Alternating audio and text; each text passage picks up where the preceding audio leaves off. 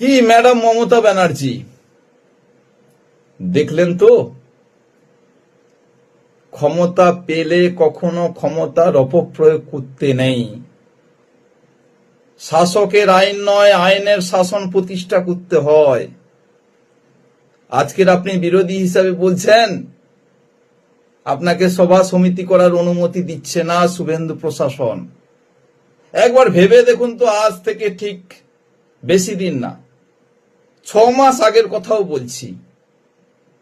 শুভেন্দু অধিকারীকে একটা সভা করতে হলে হাইকোর্টে গিয়ে কেস করে তবে অনুমতি নিয়ে আসতে হতো।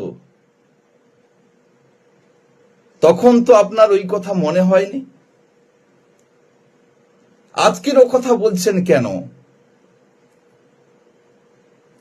তখন যদি ওটা আপনার মনে হতো তাহলে শুভেন্দু অধিকারীকে প্রত্যেকটা সভার আগে হাইকোর্টে দৌড়তে হতো না।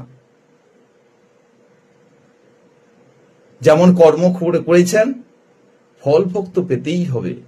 যাবেন কোথায়? ঈশ্বরের মার কাউকে ছাড়ে না।